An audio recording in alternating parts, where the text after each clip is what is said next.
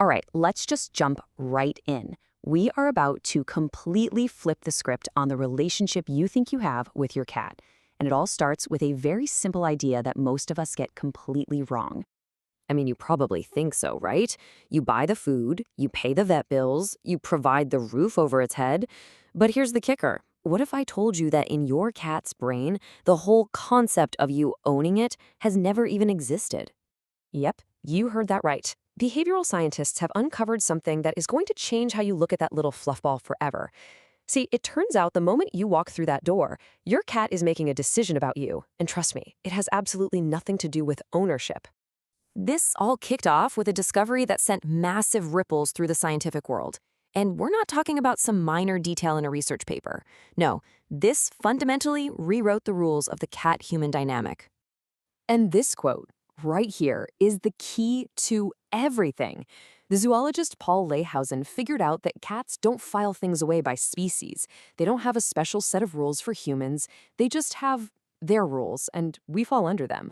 So while you're walking around thinking you're the benevolent human caretaker, your cat's perspective, according to top researchers, is totally different.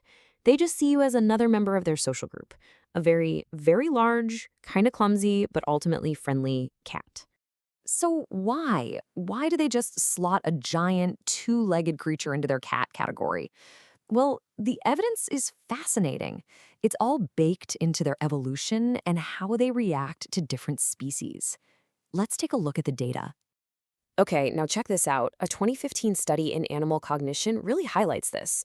When a dog meets a person, its social behavior totally shifts. It knows it's dealing with a different species. But cats, their behavior stays almost exactly the same whether they're meeting a human or another cat. They're not creating new rules for us. They're just using the same old cat-to-cat rulebook on us. And this goes back thousands of years. You see, unlike pack animals, cats evolved as solitary hunters. So when they started cozying up to humans, they didn't really have a need to develop some new social software to deal with us. They just used the one they already had and plopped us right into it.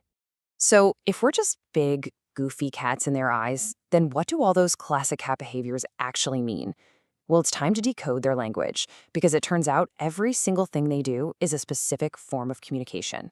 You know that dead mouse they leave on your pillow? That's not really a gift. That's your cat thinking you're a terrible hunter and trying to teach you. And that kneading thing they do, they're basically treating you like their mom. Rubbing against your leg, that's a huge sign of trust, a greeting they only use with close friends.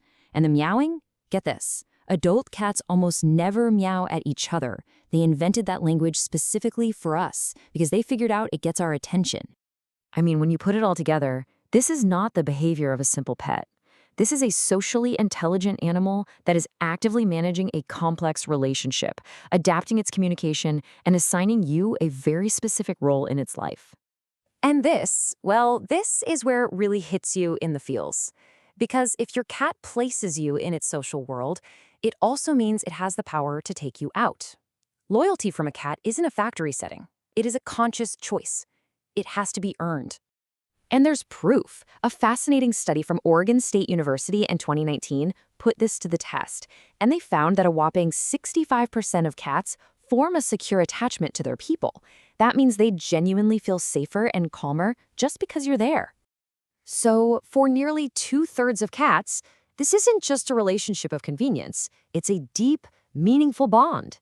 But that also means that for over a third of them, that bond is insecure. That choice is very, very real. Now here's the part that just might blow your mind.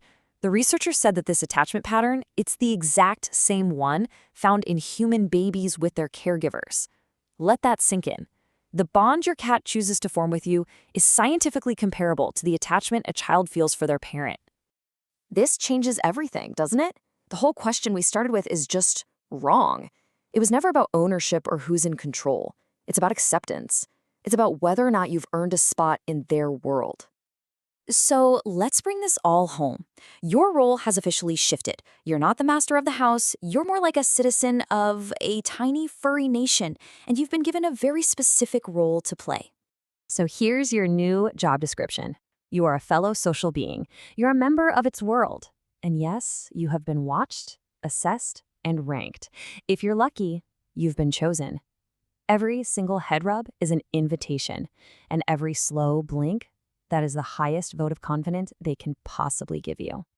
So here's the ultimate takeaway. You didn't just go out and adopt a pet. You auditioned for, and hopefully were accepted into, a very, very exclusive club, a colony of one. So the question I'll leave you with is this. Knowing that your cat is constantly watching you, assessing you, basically giving you a performance review, what kind of colony member are you? Because it's always watching, and it is always taking notes.